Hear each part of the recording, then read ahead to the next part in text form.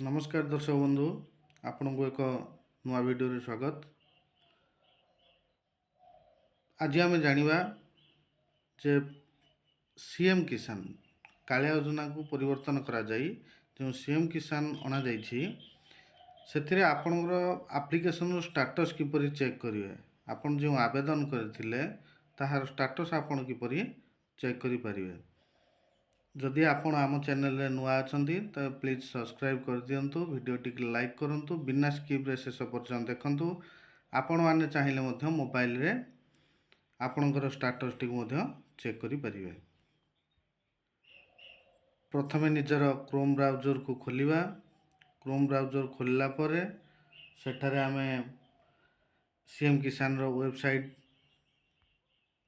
cmkisan.odisha.gov.in कुमारी search करिवा।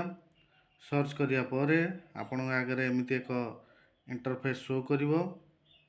Interface show कला परे आसुथिया popup T को आपण काटी देबे। काटी सारला परे आपण को एमती एक पेज शो करिवो। ए पेज टिके तळु हमकु जिबाकू पड़िवो। बर्तमान आमे स्थिति जांच करंतु को क्लिक करले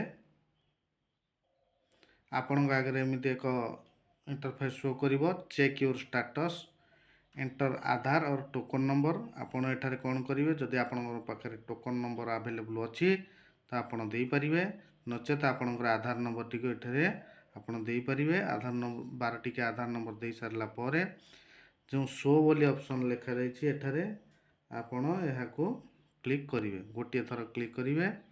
क्लिक कर सारिया परे आपणकर स्टेटस टी एमती शो करिवो। तो जेहेतु जनकर मो आधार नंबर पके एटा देखुची तार 6टी स्टेप अछि। गोटे होची फर्स्ट एप्लिकेशन फॉर्म, सेकंड रे VAW बा ग्राम्य जो एग्रीकल्चर वर्कर थांदी से वेरीफाई करिवे। तापरे ब्लॉक लेवल रे वेरिफिकेशन हबो, तापर डिस्ट्रिक्ट लेवल रे वेरिफिकेशन हबो, कलेक्टर लेवल रे वेरिफिकेशन हबो, फाइनल स्टेट वेरिफिकेशन हबो।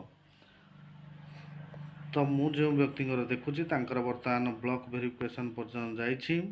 देखंतु टिके तळक आसिले तांका आधार कार्ड नंबर टी शो करूची, किंतु जेहेतु आमे आधार नंबर टी कहा किंबा तांकर नाम टी को शो करि पारु नाहु, तेणु आमे एठारु टिके ताको इरेज कर देइछु।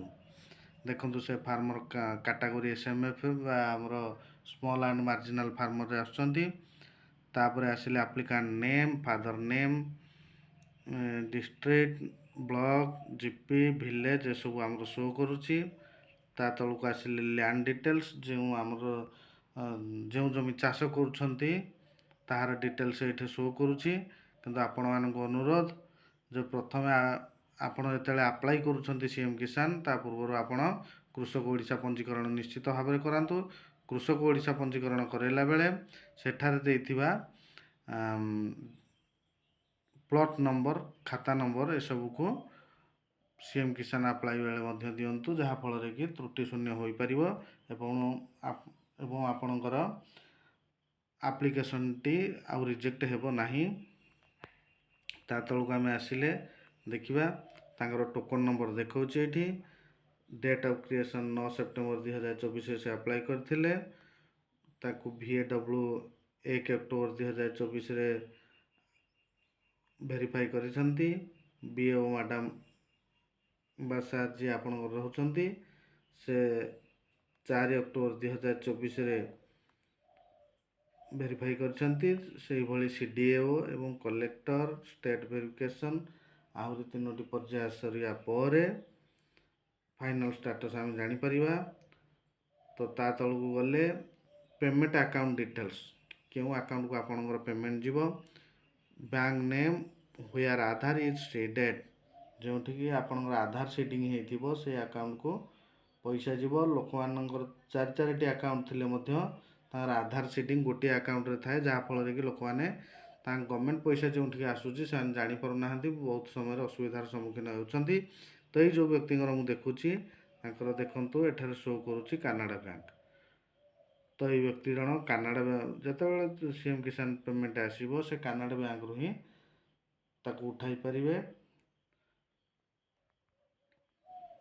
ତ ମୁଁ ଭାବୁଛି ଆପଣଙ୍କୁ ସବିଶେଷ ବିବରଣୀ ଦେଇସାରିଛି।